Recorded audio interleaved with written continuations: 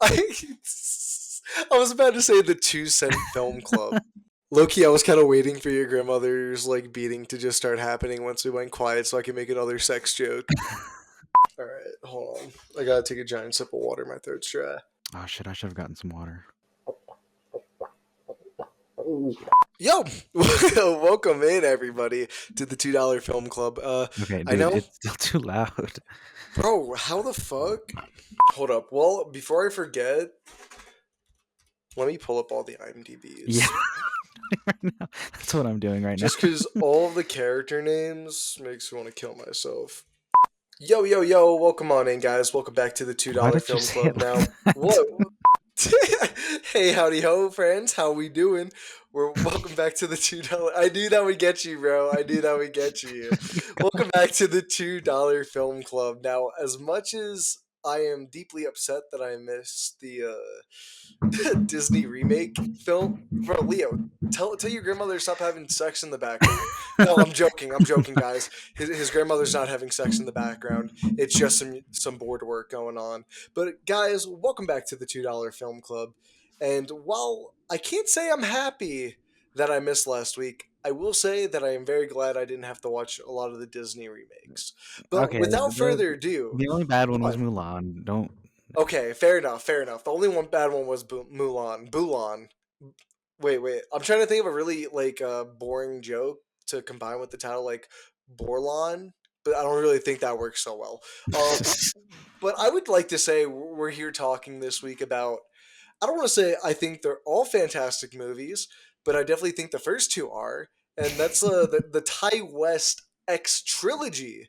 I think we should talk about the trilogy and how it came to be first before we dive into the movies, because I think the pre-production between X and Pearl and then those two against Maxine is really interesting, and I think you get a good grasp of the time difference between those first two films and when Maxine was made.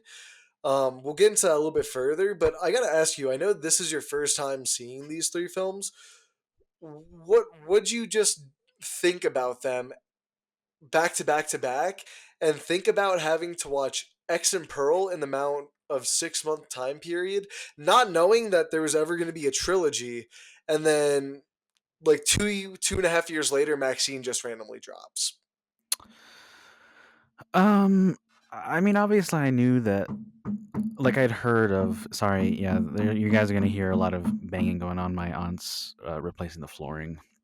But yeah, I remember seeing like the trailers for X and then Pearl and then eventually Maxine, and I was a little intrigued, especially given how Pearl is like a prequel to the first one, but I I never found myself willing to sit down and watch. I mean, it is a hard thing to like sit down and be like, "Oh, I'm going to watch this," especially for me who like I live with a lot of people, and for anyone who's seen the first X movie, there's there's a lot of sex. And so I don't want to just willy-nilly throw that on the television and just someone walks in like, "What the fuck are you watching?" Um but I mean, it's definitely interesting being able to watch them like like back to back, like you said. I don't know. I don't But know. hold on, before too, I just want to say this is spoiler filled. Before one of us forgets, because I know we both really suck at saying this, but yeah, spoilers ahead, guys. If you haven't seen it, go watch it.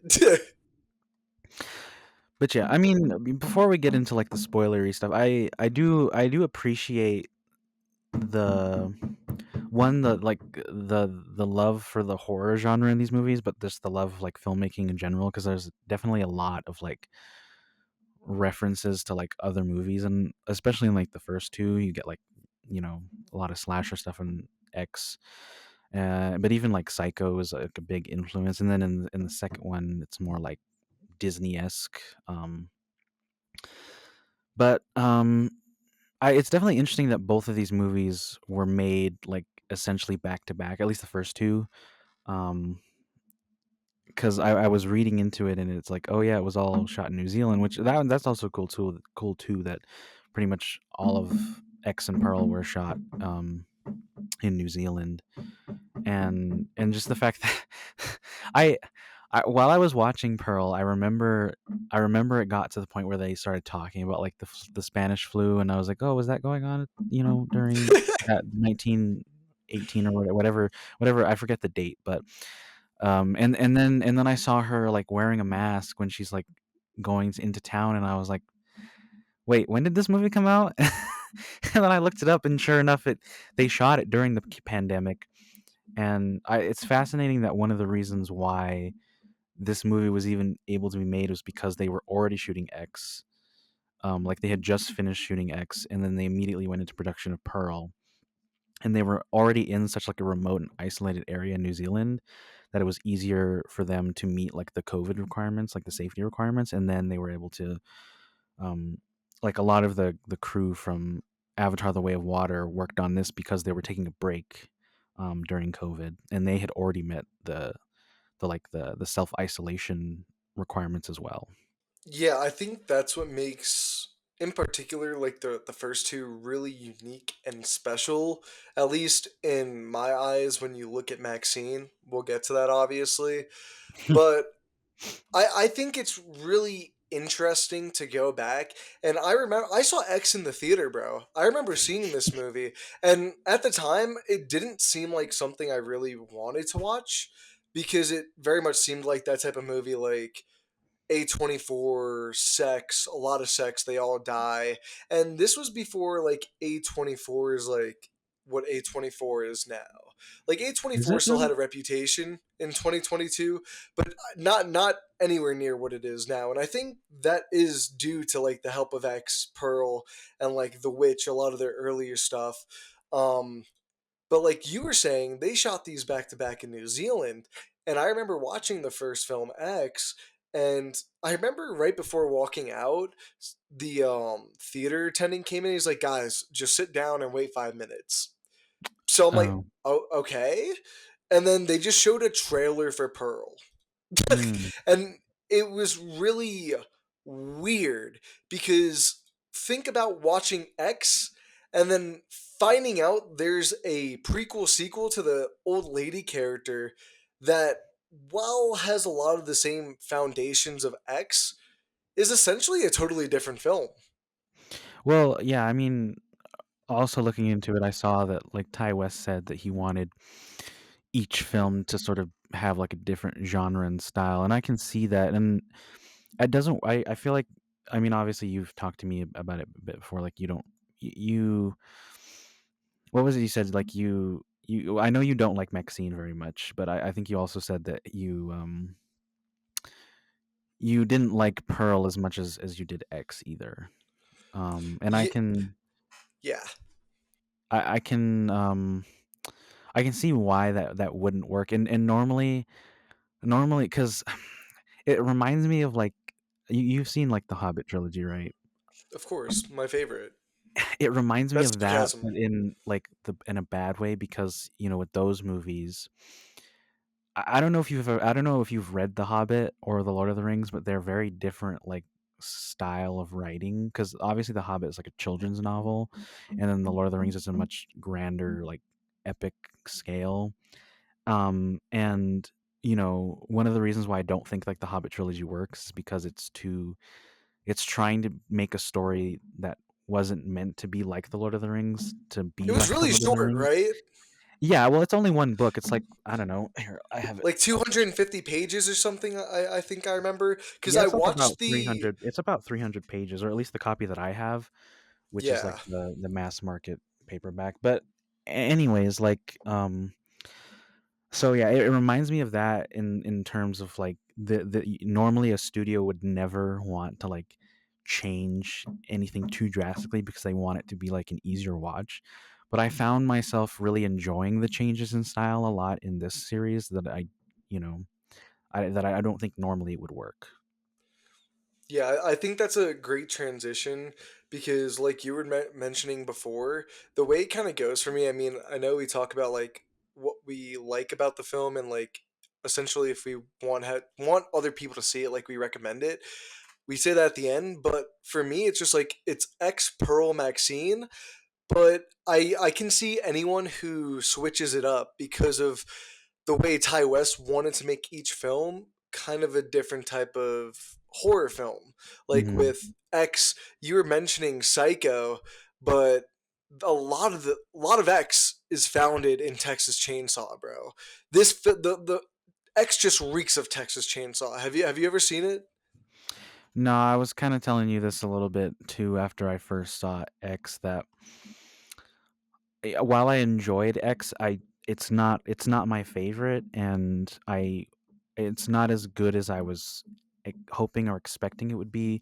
And I think part of that is definitely because I'm not overly familiar with like the slasher genre. Like I haven't seen Texas Chainsaw Massacre, I haven't seen, Scream or Friday the 13th or um Nightmare on Elm Street. That stuff, I slashers are definitely not my area of expertise when it comes to movies or horror.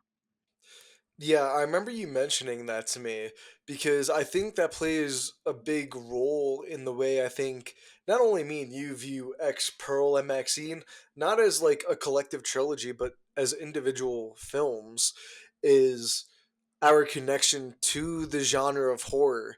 Hmm. Because I can very much see why more people, I'm not saying this is just I'm just saying it, but I can see why more people could like Maxine over X and Pearl.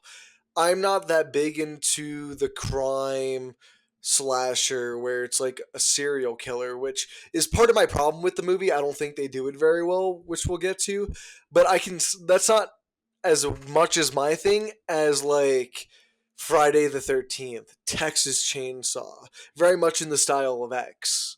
Mm. Um, because like literally the setup, I was reading the plot synopsis for X, and if you took the title out of X and changed a few words around in the synopsis, you could easily think that this is Texas Chainsaw Massacre about a group of five people that are from, at least in Texas Chainsaw they were all teenagers, but in this one they're all from like young 20s to like the 40s, but a group of five people who get stranded or get put in a house in the middle of Texas in 1970s Southern America. That is the general plot of both of the films. And literally, and I think you should watch Texas Chainsaw because at least now watching X, just because of visually, it reeks off the screen and that really gets my nerdy side. You know, like I watch it and I just appreciate that people have an appreciation for essentially ugly looking films. You know, like Texas Chainsaw is not a very good looking film. It's very grainy, but that's a lot of the films in the 70s unless you're making like Kramer and Kramer for these big studios. Mm. So I think Ty West in terms of X, for me, really nailed down the subgenre that he was trying to harness for this one. At least for me, I also think this is the most slashery film out of the five, or not five, Jesus Christ, out of the three. Um, Simply because you watch the kills unfold in this film as opposed to Pearl and Maxine. Maxine, you really don't see the kills, and when they do, they're not really built up. They kind of just happen. And the same thing for Pearl, with the exception of the ending. Yeah, I can definitely see how, because I again I was reading into a lot of this, and Ty West was saying how like X was more about like indie filmmaking, and I can see that in what you're talking about with him having a really profound appreciation for like the Texas Chainsaw Massacre and how it was shot. Um, in sort of in kind of like how Chainsaw Massacre has that sort of low quality feel to it. And then with Pearl, it's more of like Hollywood, and that's where like the Disney esque stuff comes in, and even like in the way that that movie is shot, like it doesn't have that grain, and it actually kind of took me off guard for a bit when I started watching, because I was like, this movie looks too clean, like, you know what I mean, and that's that sort of like change in style, and it's even shot in widescreen, because Yeah. the original, or for the first one, X is not shot with that aspect ratio. It's not even 16:9. It's like there's oh sorry, there's some stuff like taken off the sides. I'm pretty sure. But anyways, yeah. So I can totally see that, and I definitely got a lot more out of the viewing experience of Pearl, partially because I am. I mean, we had a whole episode on Disney remakes this last time, so obviously I'm familiar with Disney. Um, but even like I know one of them was Wizard of Oz too, and I definitely got that vibe, especially with like the farm stuff. I Well, mean, yeah, all it of it feels takes place very on a oil farm. painted. Yeah, I loved the colors in Pearl. Like obviously the first one is a lot more grimy, and it's supposed to be that way because obviously it takes place in the 70s as compared to like you know before the 20s, and then but also just how like I don't even know how to explain it. Like it's definitely going for like a different tone with Pearl, even though they have sort of like similar themes. Well, I've been thinking about this shot in particular in my head, and it's the opening to both X and Pearl because they're Mm.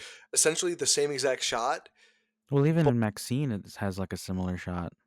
similar, but it starts off with the her like saying her line like I will not accept the life that I should be given.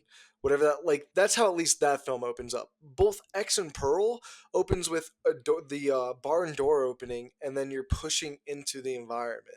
And I found it really interesting to make Maxine's just for me way different than what X and Pearl are, and I Mm. feel like that's why it's hard to talk about X and Pearl as like two separate entities because I Mhm. feel like they mimic each other so much Well, I that mean, the thing with Maxine is that it's not like even though we follow the titular Maxine who plays a big role in X, it's for me it feels really disconnected to the point where I'm not even really I thought that it was going to be more tied to what happened at the end of X, but it isn't really.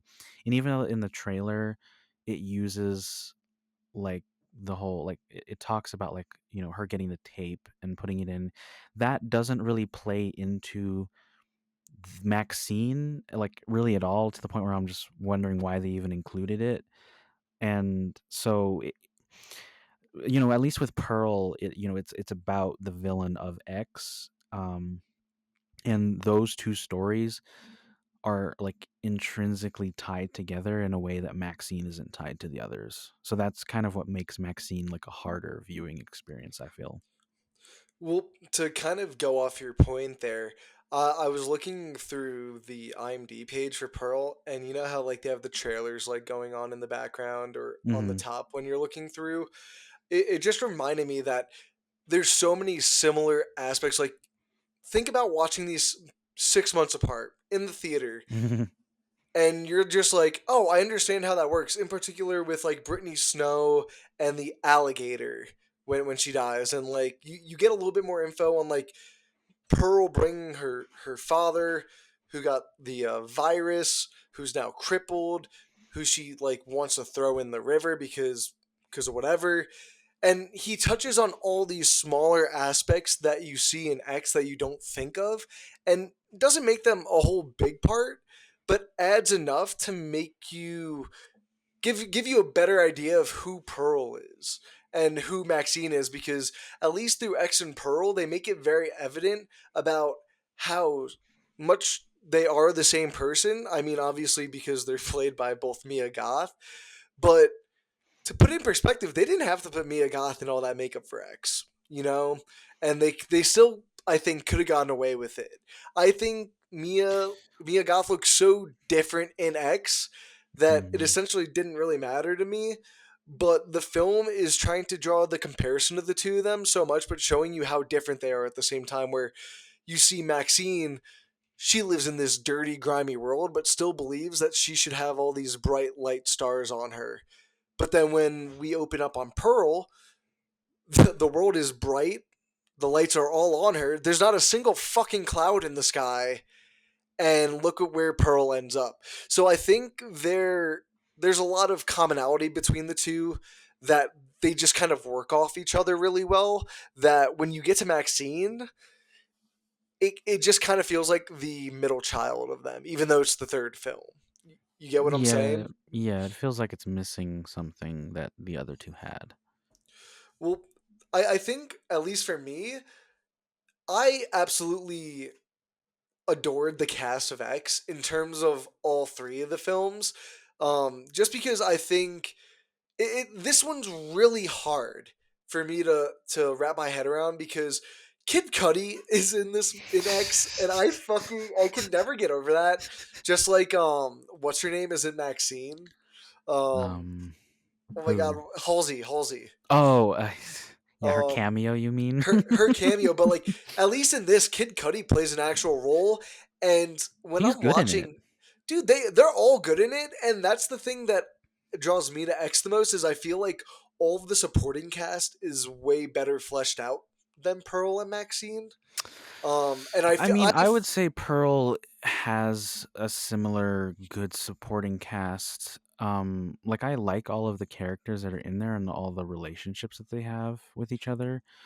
Some of the relationships in X don't work for me because they keep bringing up like how Jenna Ortega's character, I think her name's Lorraine.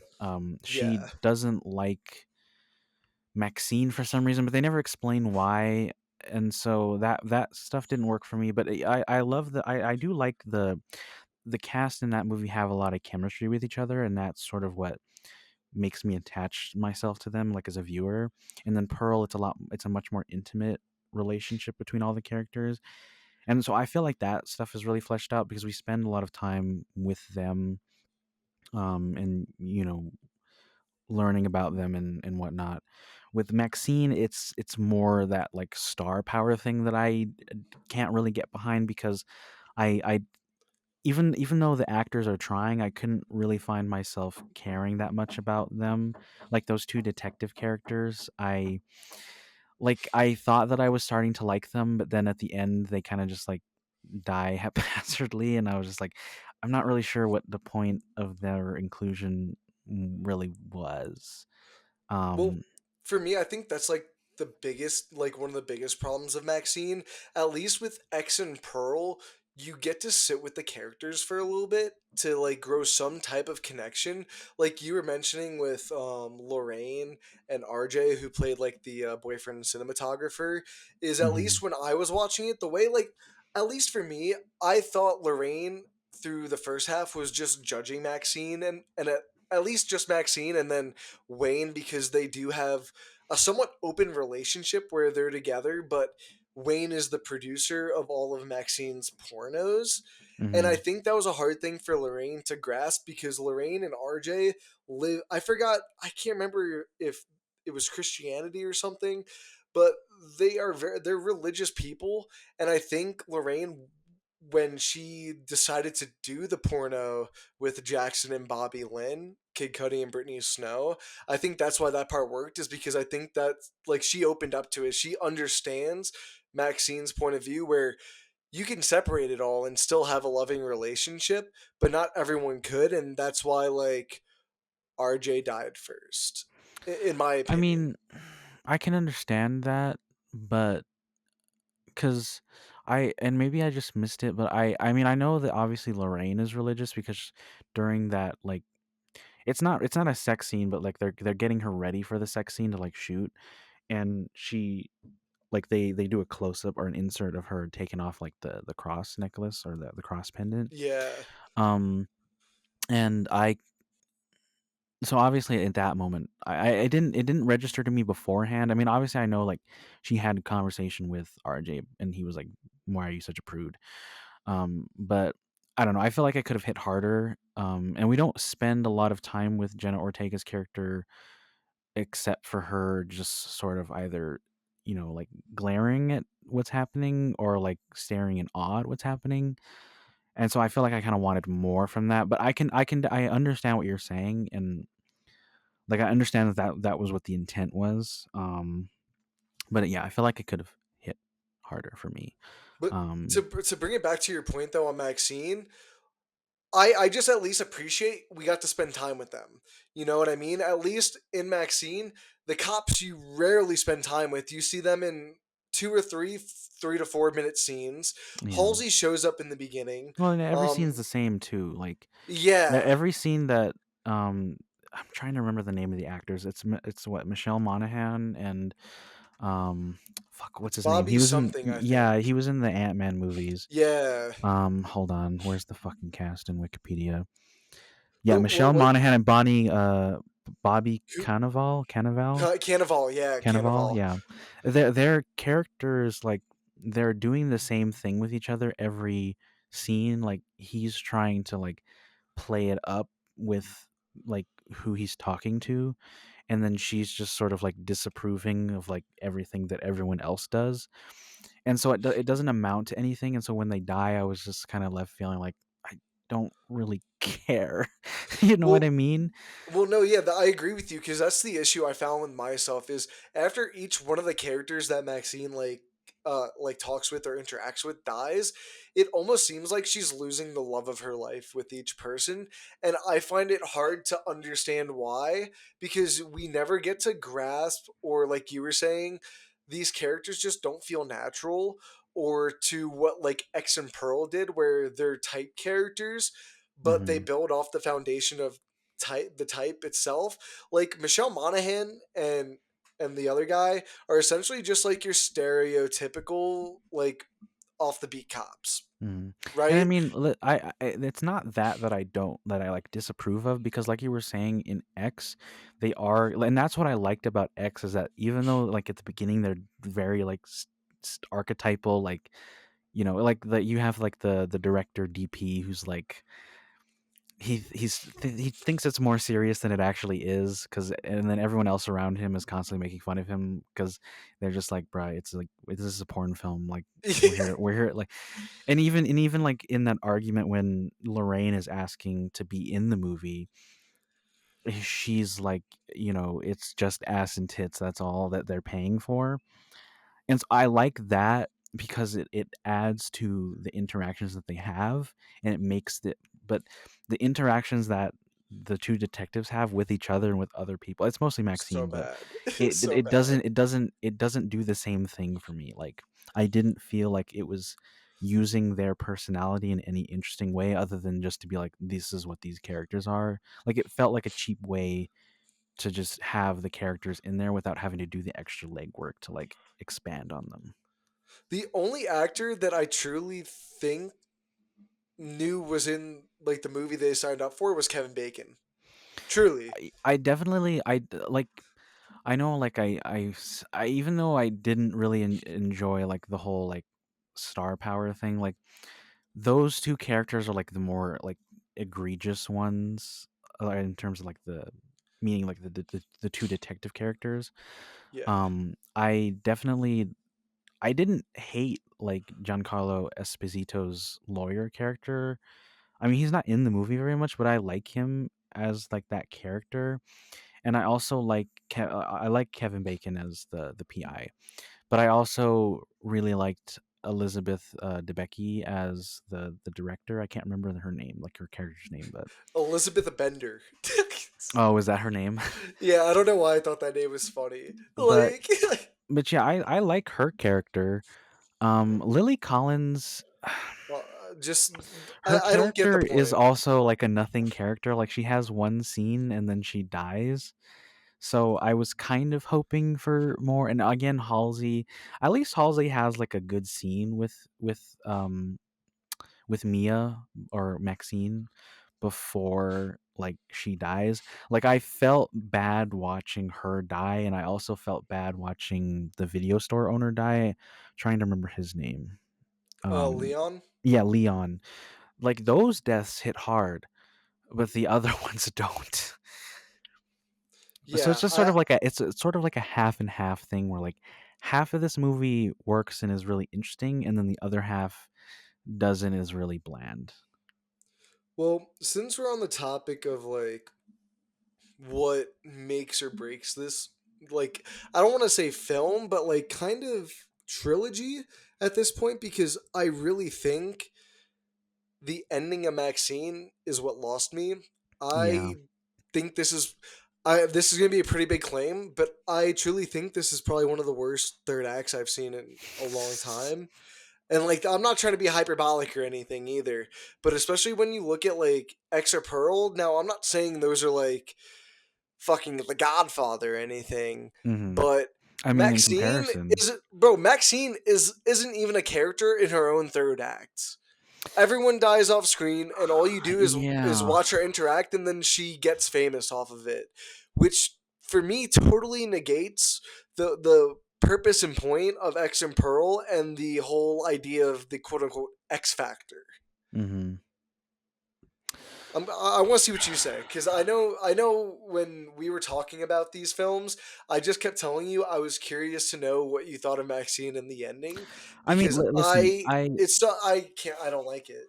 I don't hate Maxine as a movie, but the ending did kind of lose me a bit. Like, I didn't hate the twist that the killer's her father, but I also didn't really love it either. And I feel like if we had spent more time focusing on Maxine and like her relationship with the father, it wouldn't have been as kind of out of left field. Like it does make sense to me and like in the story, but at the same time, I felt like I was having to jump through a lot of hoops to like make it work better than it actually does.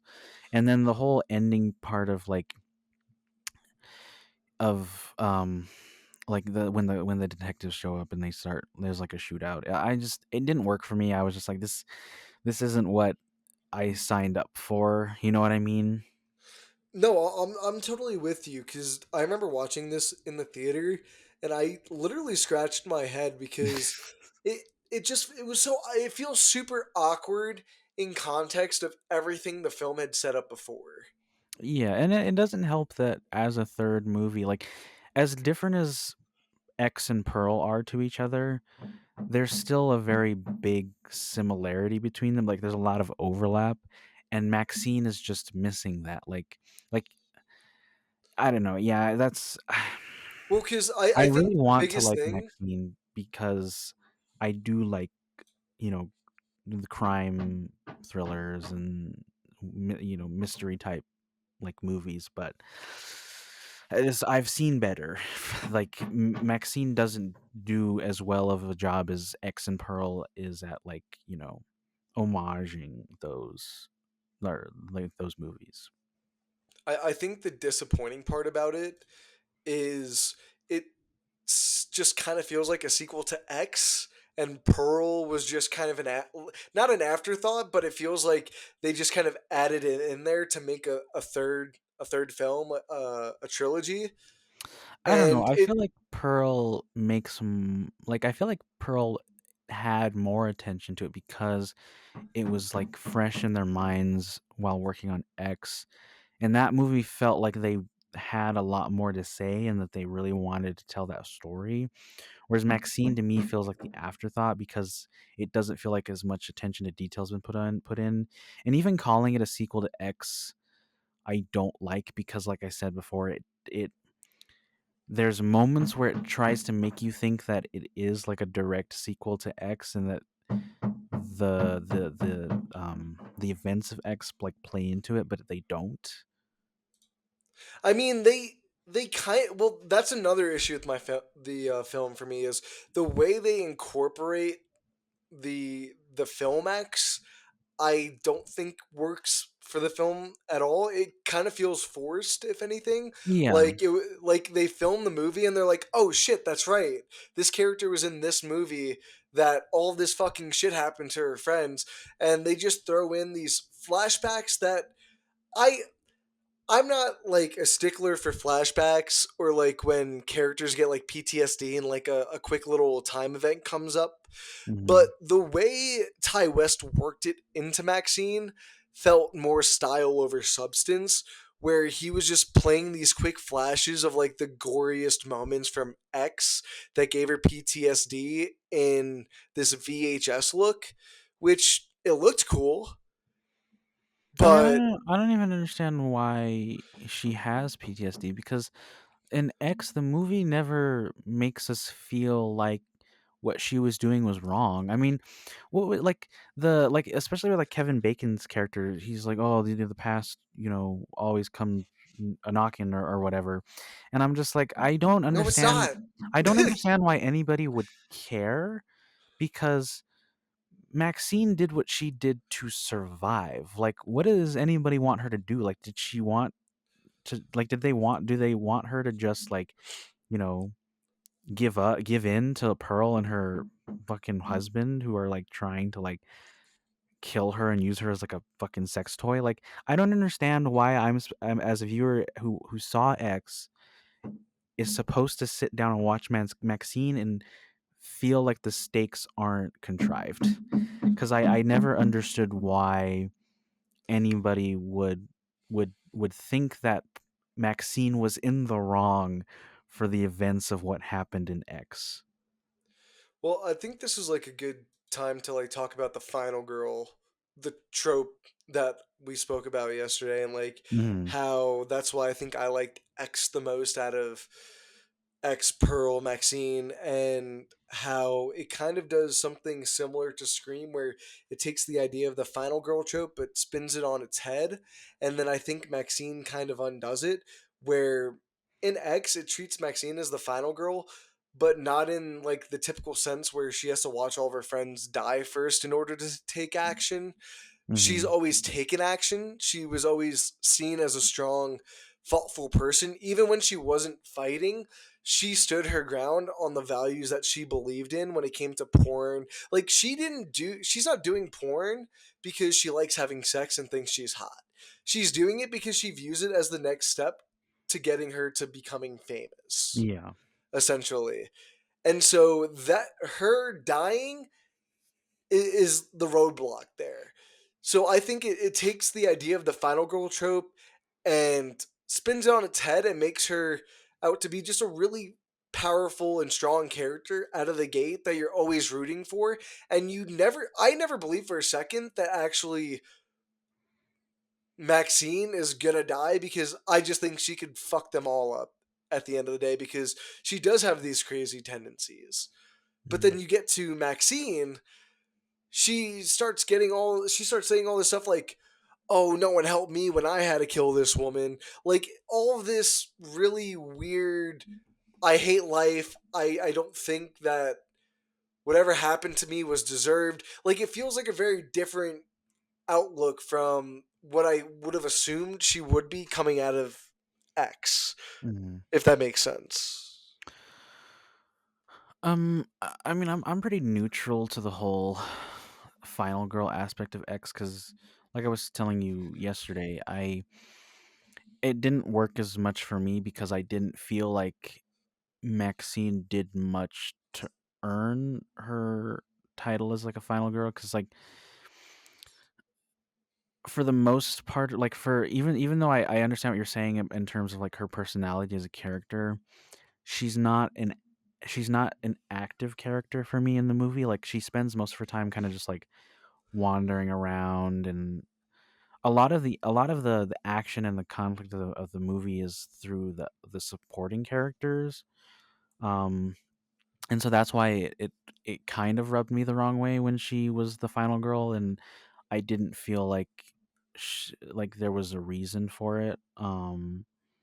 But that's just me, and obviously you have a better appreciation for slasher films and the tropes of those genres, so that's probably why it doesn't work for me. Well, that's kind of your feeling towards X is my feeling towards Maxine, and I think Hmm. it's only like kind of tenfold in my feeling, because this is the climax to a three arc story essentially, or three Yeah. film story, and I think I put it on a higher pedestal like that, because I Maxine just really confuses me, man, and I don't know, I really want to like it, after watching X and Pearl, because at least rewatching Pearl this time, I'd say I liked it a little bit more than I did last time. So it's grown on me in a sense, and I think I've grown more of an appreciation towards like the psychological horror aspect of the film rather than the straight up slasher, like I'm cutting your cock off or like I'm chopping your head, like the real disgusting shit. But Yeah, Maxine just kind of feels like it's stuck in the middle and doesn't really know what it wants to do, what it yeah, wants to tell, and how it wants to tell. yeah. I It agree feels like with all that. Like, it kind of just feels like Ty West just threw a bunch of ideas at the wall and was just like, boom, let's get it. yeah, I definitely feel like Maxine is like the studio mandated, like, oh, Threequel. these other two movies did really well with critics and audiences. You should make another one of those. And I mean, I'm still glad that it definitely feels like it still fits in with like the like in terms of like, talking about like how, you know, there's kind of a different style to it, and all that stuff. Like that stuff fits well. It's just that the story doesn't measure up in the same way that Pearl does to X or X does to Pearl. Um and so that's my main problem with it. But yeah, it definitely feels like they just needed something to make for this movie, and yeah, they just were like, oh, we can do this. I don't feel the same intent that I do with Pearl and X. Um, just like what I was saying before about X and like how after the movie ended in the theater, they told you to sit down and wait for the post credit scene.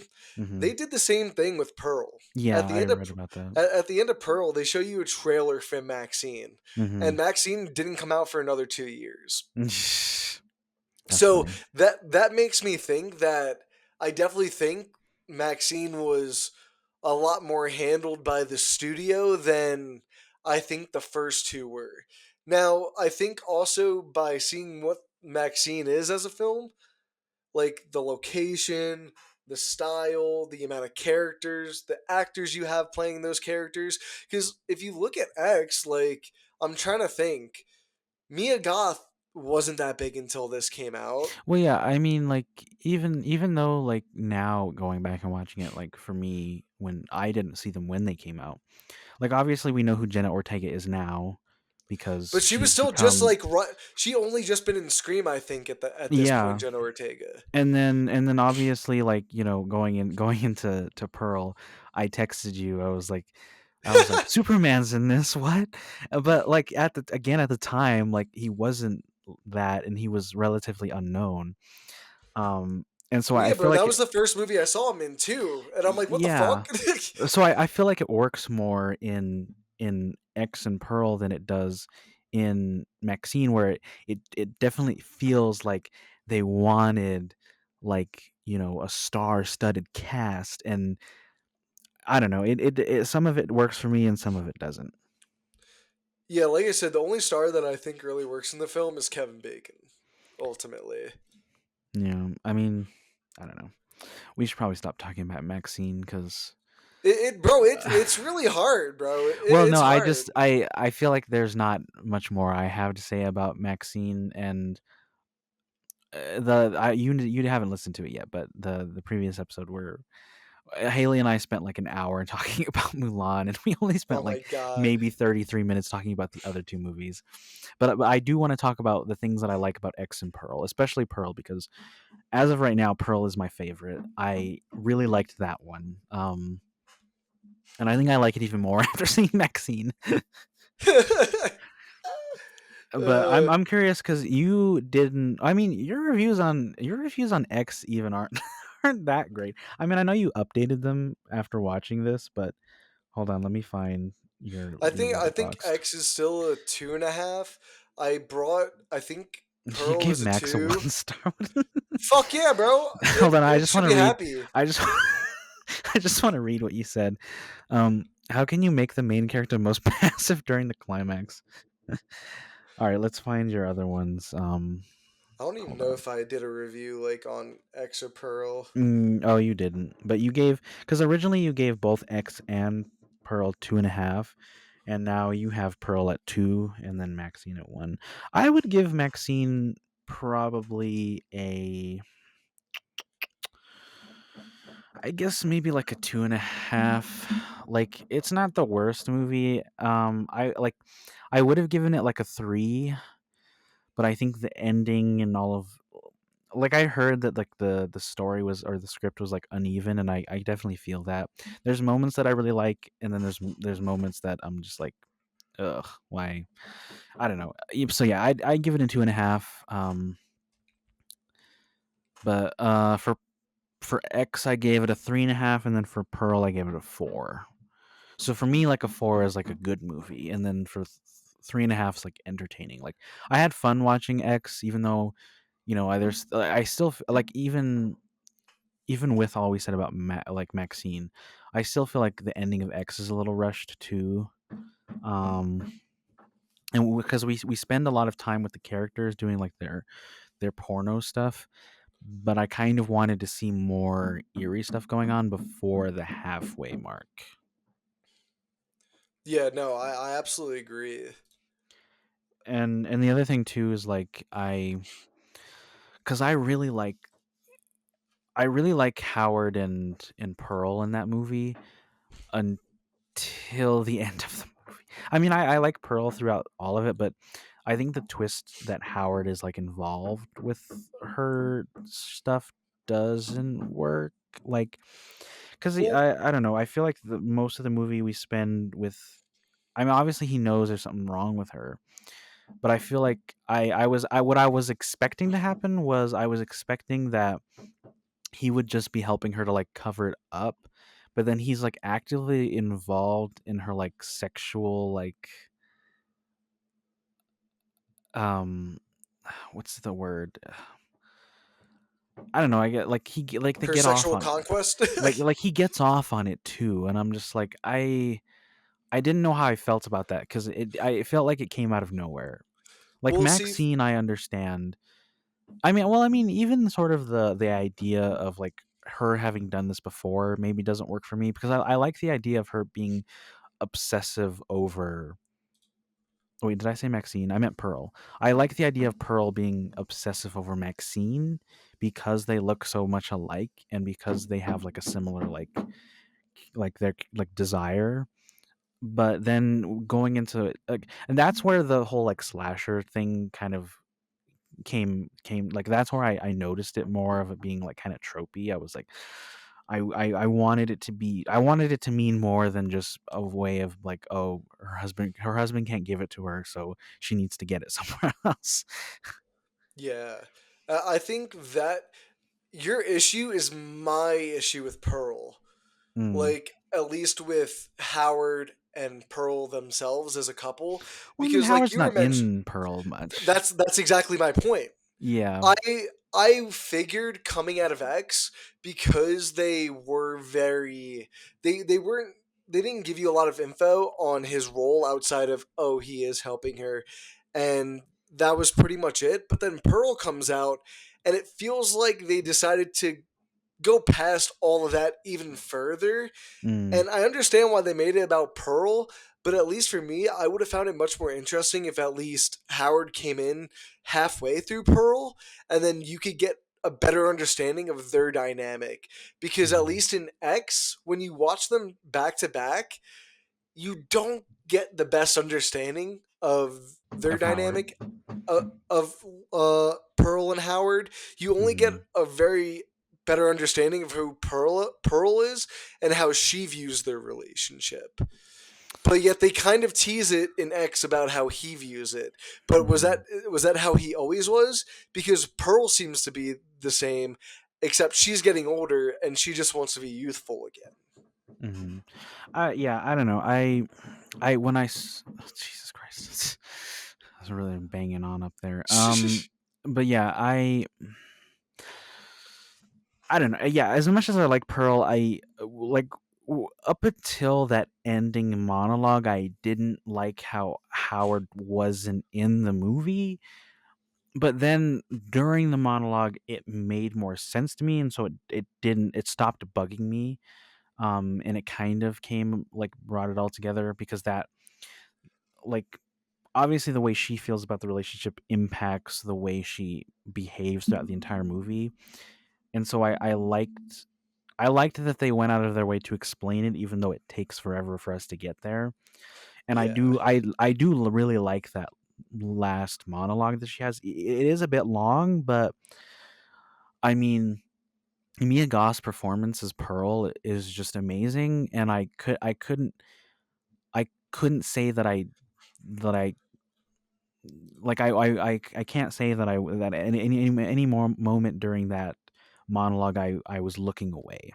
Um, and it's really well written too, and props to both Mia Goth and Ty West for co-writing that movie. I know Ty West has written, in some aspect all of the films, but it took me by surprise to see that Mia Goth co-wrote Pearl with him.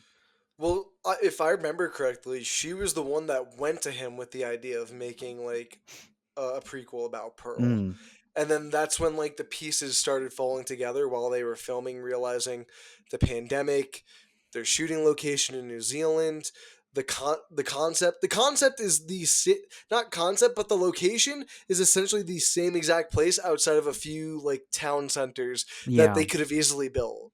yeah, and that's really where like the production design shines through, because the farmhouse in X and Pearl are Transforms. so different in terms of look. Um, I love all of the production design for both movies, but especially Pearl, because it really feels like that period. Um, I don't know. I think the filmmaking in general, like I love the cinematography of both X and Pearl. The music is great too. And yeah, I think for the most part, like the performances all work. I really like obviously Mia Goth as Pearl, but I really enjoyed David Cornsweet. Is that how you pronounce his last name? Yeah, corn sweat. Cornsweet. I liked him as the projectionist.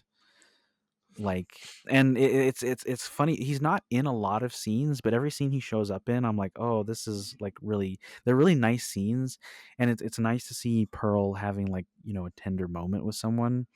And then on the flip side, when she takes him to her farm after she's well, I mean, she hasn't really killed anyone yet, but um like Well, seeing no, that what turning didn't she point. kill her mom at that point? Not Like, was her really, mom? because her mom, we'll talk about that scene, but like real quick, like Yeah, her mom is like, she I don't indirectly view did. her as having killed her mom. Her mom just like in like the tussle, she catches fire, and then Pearl just sort of like takes her, because she's not dead yet, because obviously she's like pounding on the Burned. walls while Pearl's trying to have sex with the projectionist.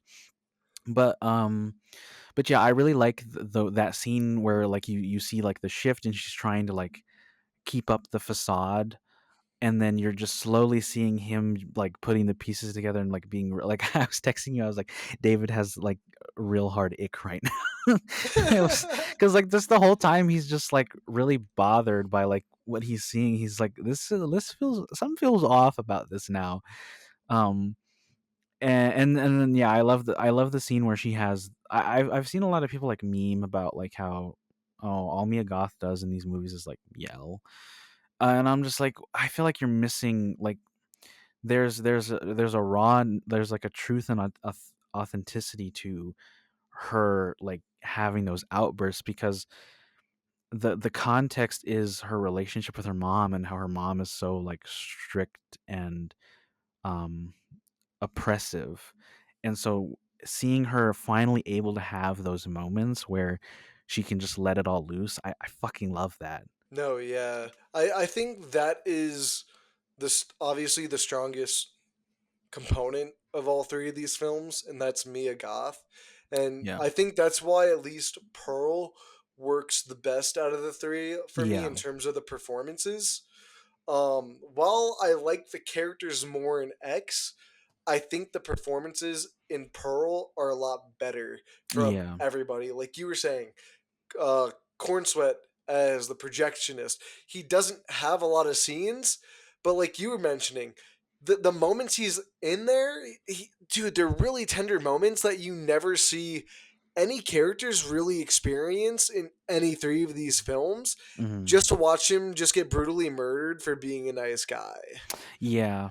And You know? I feel like the kills hit a lot harder in Pearl than they do in X, cuz obviously obviously there's a more personal level to them in Pearl because she has like a specific relationship with Eric every character that she kills.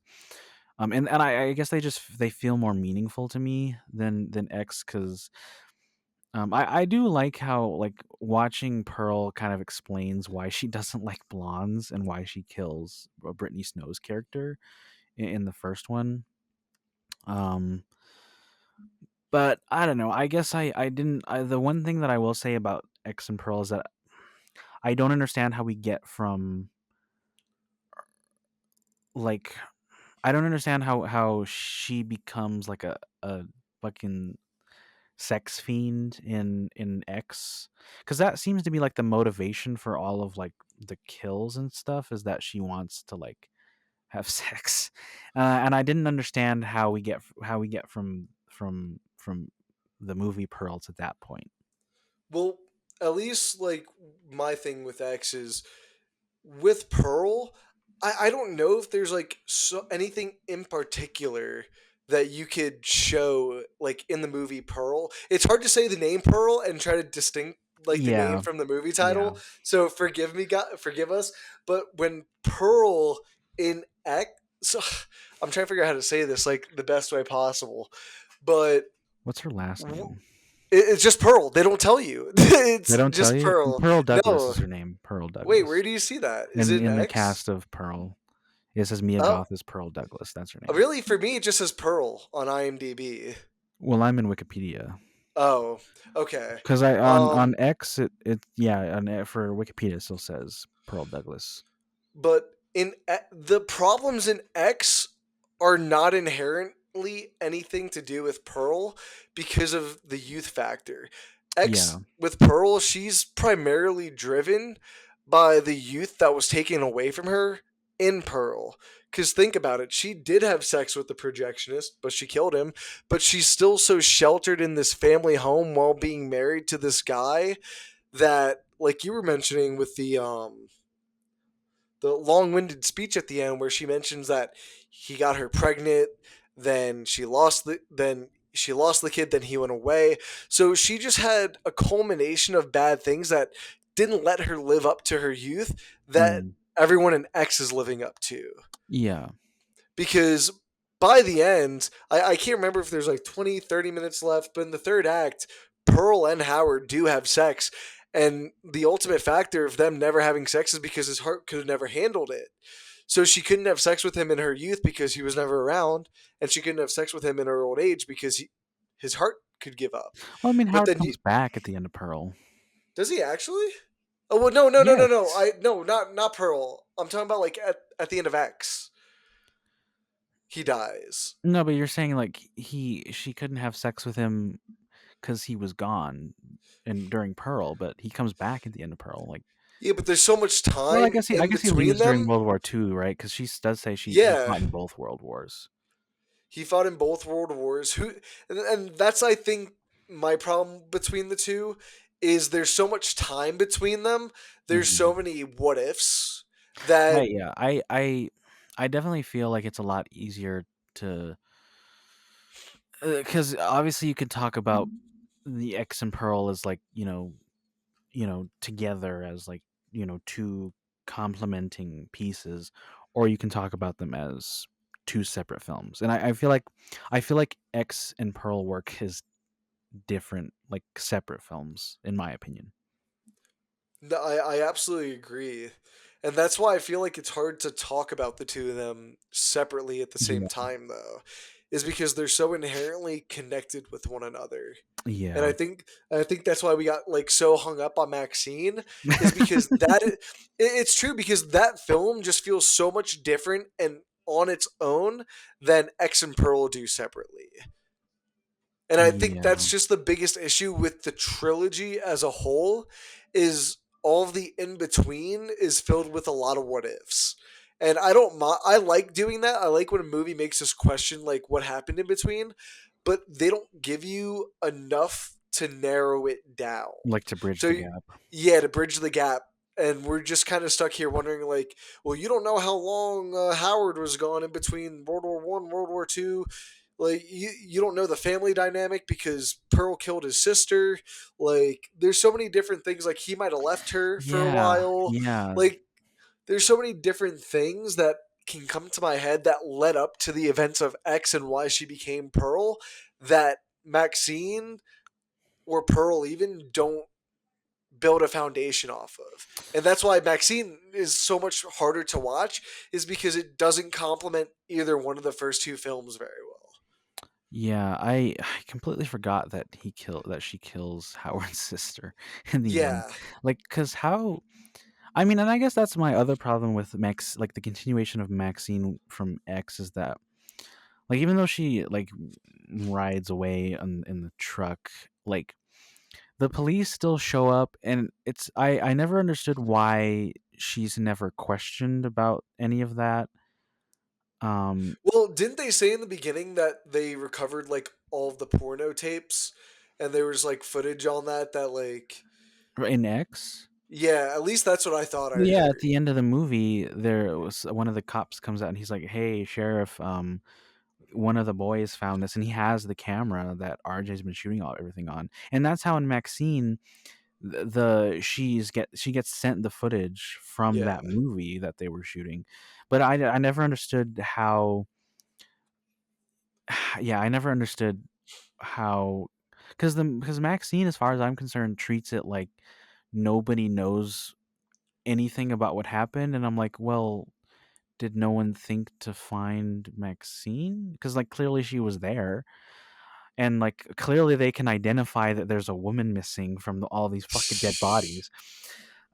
Anyways, yeah, I definitely agree that there's a difficulty in trying to bridge the gap between the ending of one movie to the beginning of another, and even though, yeah, I think that's why Pearl isn't like the greatest movie I've ever seen. Like, even though I really liked it, there's still issues that I have in terms of like the logic of like the plot. But I think on its own, because if you don't think about X when you're watching the ending of Pearl, it works really well because I like that movie ending ambiguously on her just like smiling, and we don't really know how like Howard is supposed to like deal with that. But then if you think too hard about how it ties into X, it's like, okay, well, now I need to know like how we got from point A to point B. Yeah, I absolutely agree. I I just don't know because this trilogy as a whole is really unique and fascinating to me. Yeah. So I would love to sit down with Ty West one day and talk about the three of them and just like get his. I would love to know like what he was thinking while making this trilogy, in Mhm. particular Maxine. But well, I'm trying to think. Are there any like points you wanted to touch on? Like, there's some cool other like horror movie nods. Like at the end of Pearl, when Howard comes back to the table of everyone at the family with the dead animal in the middle, very Mm, reminiscent of Texas Chainsaw again. Like, I don't know if you know about the famous family scene in that movie I don't. where. Oh, you've never heard of like the famous scene from that movie I know where shockingly little about Texas Chainsaw Massacre. I know I'm they made a I'm remake, shocked. like as X was coming out. Like I think it was released the same year, and all I saw in the reviews was just like, "Oh yeah, this movie, the actual Texas Chainsaw movie sucks. You should go watch X instead." Don't listen to this, people, because the first Texas Chainsaw is No, fucking. Honestly, the remakes are good too. I don't mean I don't mean the original. They were talking about the one that also came out in 2022. No, I oh that one. Yeah, Yeah, we don't talk about that one. I yeah. thought you were Now talking about you like know. the. I thought you were talking about the early 2000s ones, which I think out along with the Friday the 13th 2009 one are actually really good remakes. You know, the only thing that I know about Texas Chainsaw Massacre is there's one that has Viggo Mortensen in it. That's like the Um, third or fourth one. It sucks cock. See, why is he in all the bad ones? Because remember when you remember when we were walking out of watching Psycho, in our horror class, and I was telling you like, oh, I want to watch the remake because it has Viggo Mortensen in it, and you were like, it sucks. Well, yeah, it does, bro. Outside of Lord of the Rings, my dude does not have a good manager. Well, no, he's been in other movies. Like, have you ever seen Appaloosa? With No, Ed Harris. You got to watch that one. I'm trying to I think have of. seen Green Book. I haven't seen that one. I've been too afraid to watch it. I'm trying to. Oh, A History of Violence by David Cronenberg. That's right, I did see And that. Eastern Promises is pretty good. I still have to watch A Dangerous Method and Crimes of the Future. I'd hate to spoil this for you though, because I think you should watch. I really want you to like go into a deep dive on slashers because this is a bit of a big spoiler, but the scene that like I was talking about with Texas Chainsaw. Mm, So the main girl wakes up at a family table, like in Pearl at the end, or like in mm, context of Texas Chainsaw, it's like in the middle of the movie. She wakes up tied down, and this is where you find out that it's a family of cannibals. The first time you mm, really get inside the house, she's strapped up. The whole family is sitting around the table, some alive, some dead, and then you have like a dead body in the middle that they all eat from. mm, And so that's like the reveal that they're all just a bunch of cannibals, and so that's the twist to the film. And so it's like smaller things like that that I really appreciate with even Maxine too. Is that's the biggest compliment I can give it, is I think Ty West nailed down the tone and look of the subgenre within the slashers and horror that he's trying to mimic. Like X with Texas Chainsaw does a really good job. Um, Maxine with the old 1980s bright city lights, New York City, really mm, dangerous place, with the VHS cassettes. And then you have like the early 1900s where like color was first starting to become a thing, yeah. and everything's super bright. So you could see these really great contrasted reds in the back with this really contrasty blue. Everything just sticks out. And that's the stuff that, like, when I think about the trilogy, I give it a few extra points because that's the filmmaking side of me that really just like tickles my pickle correctly. Yeah, I do like the filmmaking nods because, I mean, obviously you and I are film students and we want to do this for a living, so it makes sense that we would enjoy that stuff. But I'm I think we should probably talk about the uh,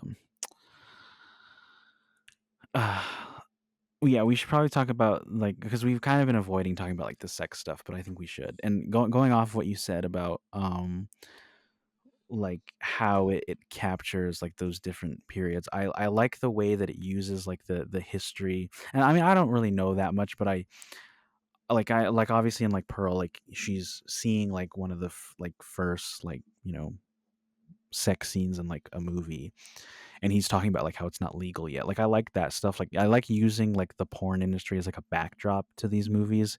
And it's not really in Maxine, which, you I know, mean, it's not really in Pearl either I too mean, no, it much. is kind of It because is, but like it's not. It's definitely not like X though. no, yeah, it's not like X. But I the thing that I like about X and Pearl is how the movies kind of ask us to like um Reevaluate our yeah, thoughts. our thoughts on like sex and sex in reality and then sex in movies.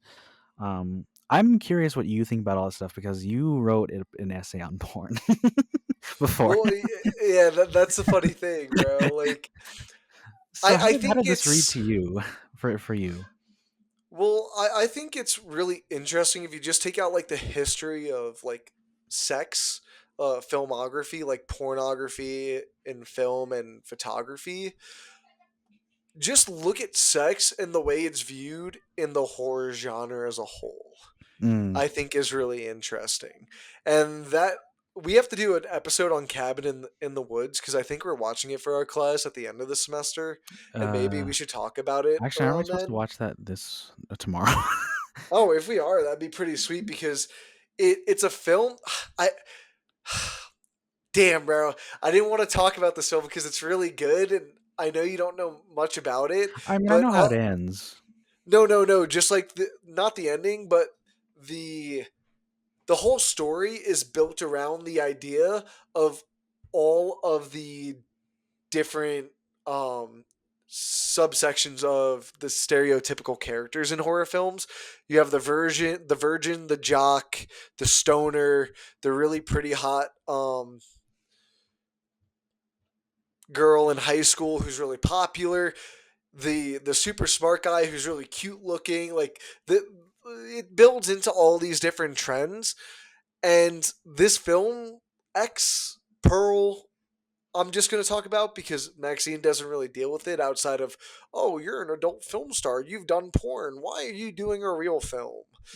Outside of that, I think X does a really unique and interesting perspective on sex as a whole. Yeah. And I think that's why I think Maxine works so well in this film for me. And going back to like that final girl aspect of it, where typically the final girl would be the virgin, right? The one who's Yeah. never had sex, the one who's never kissed a boy, been in a relationship, shit like that. But this is the absolute opposite of the taboo, right? It's Yeah. someone who embraces the sex. They don't view pornography as this, oh, this should be illegal, like what Pearl mentions on, where the projectionist is like, I've got a film to show you, but it's not legal in the States. Hmm. Um, I mean, yeah, I so feel like in X, a lot of people would probably expect that like RJ and Lorraine would last longer, but like RJ is the first one to die, and then Lorraine is the last one to die. But well, no, that's the thing though. She died because she lost her virginity. In context of what was told to us as an audience through Friday the 13th, like all of these like super B cultish horror films, yeah, like it just totally subverts the idea of a final girl and the objection of sex in film, as most people or as most filmmakers, like that's why the Friday the 13th series is so notorious, is because it was always made to show teenagers tits and ass before showing kills. It went tits, ass, kills, then everything else. That was like the structure of Friday the 13th up until like 2000, the 2009 film essentially. And so I just really like the way that this film does it differently and views it as not an object of you're going to hell. Because think about it, I know they don't talk about it very much in this film, and it's only like one scene, but the guy who plays her father is in this film for about one scene. And I think it's the same quote that he has in the beginning of Maxine when they're showing like that home cassette player, mm, um, of like her famous line of, I will not accept the life that I don't deserve. yeah. Right? I liked that at the end of I X love it. where it reveals that he's Maxine's father. Because I was wondering like why I mean I mean I knew why we kept cutting to it because it's like oh this is part of like how society as a whole views sex and in movies and stuff. But then it hit harder once you realize that Maxine is his daughter. Well, that ties into like the end of Maxine, where he's like trying to rid her of her sins and demons because she's quote unquote possessed by the devil for doing these heinous acts. It's definitely interesting that in Maxine his character views sex as more deviant than murder. Well, I hate to like bring this up in like our political climate, but like just today I was reading on the news, the guy that assassinated that CEO or something. People are looking to get the guy a death penalty, but then you go into the comments and they're like, "Oh, but you'll let someone who raped a child who did this and that, you'll let them have like 20 years in prison." So it's Yeah. like all these counter arguments of, so you view someone who has sex on film as this devilish, heinous act, but you don't find Lauren. women to the top of your apartment just to murder them, whether they are in sex films or not. Because you Yeah. have Halsey, who is a sex worker, Well, so but then was you have, but not Lily. Lily, oh, dude, why can't I Lily remember her last name? Collins. Lily Collins. She was just an actor who got invited. So Mhm. he insequentially is a hypocrite in his own understanding of the way religion and sex works. Yeah. I did like that about that was the one like silver lining of that weird ending of the magazine. Yeah, But yeah, right. I Like think it's overall I do enjoy the way that these movies implement sex, and especially with like X, and how the entire like um plot of that movie is revolves around them going to this farm to shoot an X film or a porno film. So I thought I wasn't expecting to like enjoy that part of the story, and that it would like make sense. You know what I mean? Because like you were talking with like Friday the 13th. Like it kind of in those movies it kind of feels, or this is what I'm getting off of what you said. Like it feels like it was just made to like show it to teenagers. no, it was. What was it? I think it was the fourth or fifth film that they made in 3D. They cut every inch of blood out of the film and added more sex scenes because the MPAA was either giving them an NC-17 rating or Mm. wasn't going to allow them to show it. But instead, they cut it all out and added more sex scenes to pad out the runtime to make it an actual film. That's funny. Like that should tell you like what the world was like back in the 1980s, 70s when those films were coming out, Yeah. because that's the thing about the X trilogy is it doesn't have one sentiment on the acts of sex and pornography. Each film has a different sentiment. X is Mm. more about youthfulness and how the older generation and the newer generation figure out what their true meaning of body beauty is. Yeah. While Maxine is more about the religious aspect of it. And then Mm. Pearl is about the family, traditional nuclear family dynamics of it all. Yeah, I think that's why I like Pearl more is because I mean it is societal, but it is really brought home, and you don't really get that in like or sorry, an X and Maxine. Um, but yeah, I mean yeah, I really like the scenes with her and her mom, especially the one where she bursts into flames. That scene is just really, I don't know. The whole time I was watching it, while I understand what her mom is saying, it really hit hard. You know how Max, or sorry, fuck, not Maxine. How Pearl feels. how Pearl. This is the same issue we had in that fucking Nosferatu movie. Oh my god, dude. Anyways, it really hit hard for me how fuck, I almost did it again. God damn it! How Pearl felt in regards to what she wants, and how her mom, like, even though I think her mom isn't wrong, she's wrong in the way that she does things to like prove her point. Um, and I liked that stuff, um and then ultimately, and I do ultimately like how it's not like her mom instigates that fight, and then Pearl's really only like defending herself, but then everyone else around her acts like she's wrong, and that further informs how later she's like I like how she kills people and falls further into like I think it's called psychopathy, Yeah, psychopathy. but yeah, I don't know. Pearl's my favorite, hands down. That one I think I'll probably return to watch like several times. I do want to watch, or I do want to rewatch X because I feel like there's stuff like especially yeah, like I want to go back and rewatch it after watching some other slasher films because I feel like there's stuff that I missed out on. But I don't know if I'll I don't know how likely I am to rewatch it, Maxine.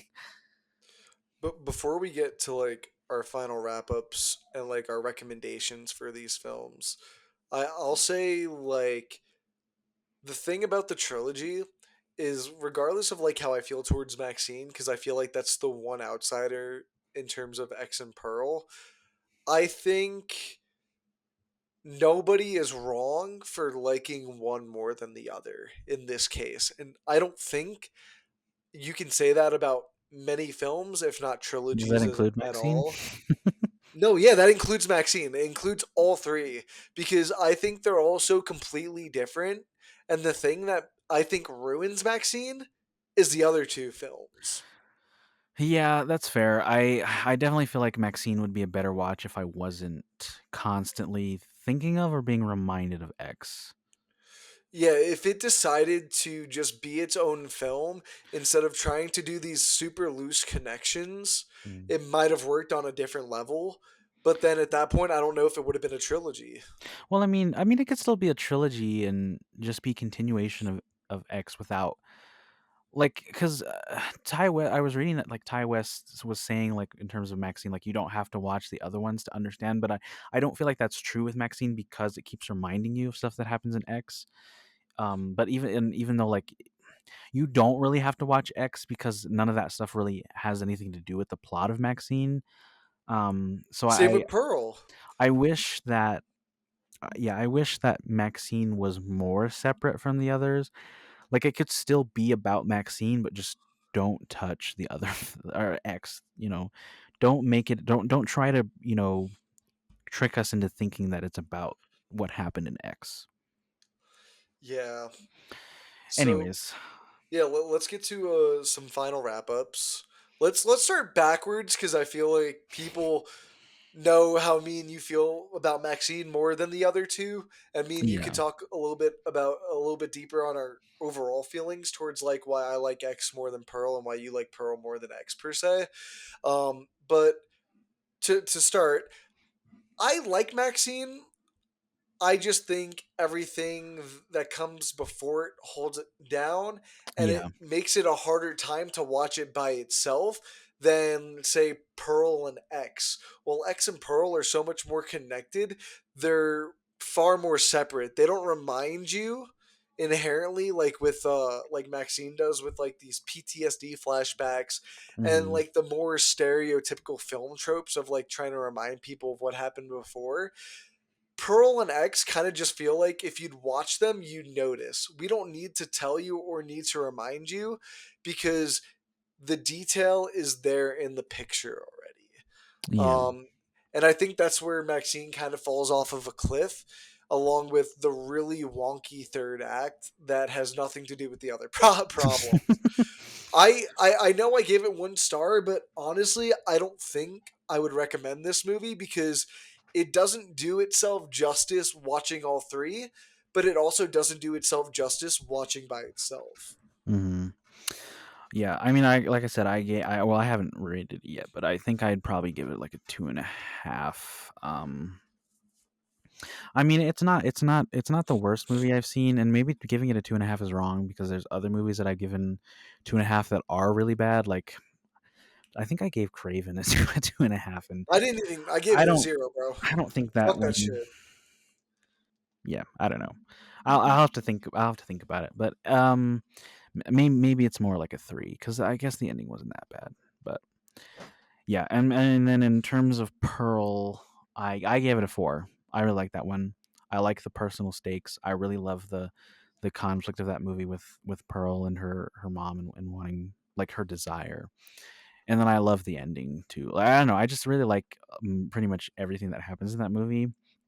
Um, and obviously I have a better understanding of like the conflict and then like the style because I'm more familiar with the what that movie's referencing. Yeah, I absolutely agree. And I know me and you had spoken about like X and Pearl a little bit more deeply yesterday before we started doing this, before you'd watched Maxine, or Hmm. at least X, we talked a lot about.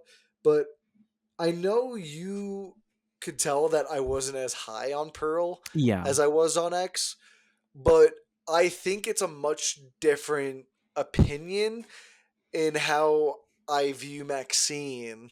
Like I view Maxine as less as I do Pearl in comparison to X, but Pearl does so much right by itself Yeah, that, like you said, I can watch X and Pearl by themselves and get equal enjoyment out of both of them. Like yeah, Pearl is less for me because I don't prefer psychological horror. It's not more of my thing than like the typical slasher where someone's just going around dicing people, because like that's what entertains me more.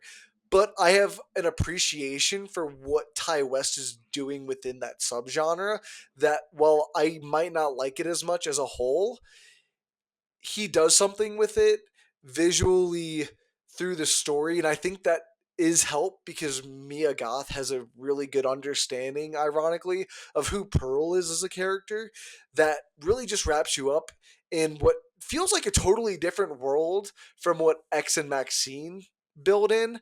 So I think that's why I would definitely go back to Pearl a lot more than I would Maxine. yeah.